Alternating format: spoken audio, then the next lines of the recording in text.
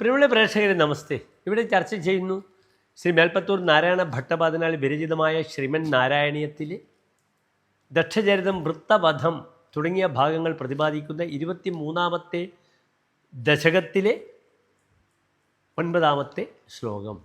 പ്രേക്ഷകർ ശ്ലോകം ശ്രദ്ധിക്കുക.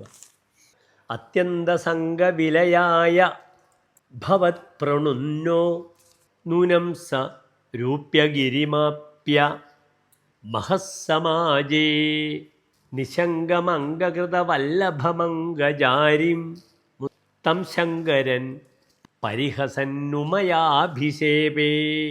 ശ്ലോകത്തിൻ്റെ പദച്ഛേദം ശ്രദ്ധിക്കുക. അത്യന്ത സംഘവിലയായ ഭവത് പ്രണുന്നഃ നൂനം സഹ രൂപ്യഗിരിം ആപ്യ മഹസ്സമാജേ നിശങ്കം അംഗകൃതവല്ലഭം അംഗജാരിം തം ശങ്കരം പരിഹസൻ ഉമയാ അഭിഷേപേ. ഈ ശ്ലോകത്തിൻ്റെ അന്വയമാണ് നാം ചർച്ച ചെയ്യുന്നത്. ശ്രദ്ധിക്കുക. അത്യന്ത സംഘവിലയായ ഭവത് പ്രണുന്നഃ സഹ നൂനം രൂപ്യഗിരിം ആപ്യ മഹസ്സമാജേ നിശങ്കം അംഗകൃതവല്ലഭം അംഗജാരിം തം ശങ്കരം പരിഹസൻ ഉമയാ അഭിഷേപേ. ഇനി ശ്ലോകത്തിൻ്റെ സാരാംശം ശ്രദ്ധിക്കുക.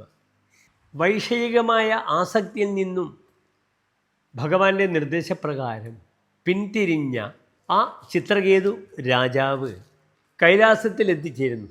അവിടെ മഹർഷിമാരുടെ സദസ്സിൽ യാതൊരു ശങ്കയുമില്ലാതെ തൻ്റെ പത്നിയെ തൻ്റെ മടിയിലിരുത്തിയ ശിവനെ കണ്ട് ശങ്കയില്ലാതെ അവിടെ ഇരിക്കുന്ന ശിവനെ കണ്ട് പരിഹസിക്കുകയും ചെയ്യുന്നു. ക്രുദ്ധയായ പാർവതീദേവി ചിത്രകേതുവിനെ ശപിക്കുകയും ചെയ്യുന്നെന്ന് ശ്ലോകത്തിൻ്റെ സാരം.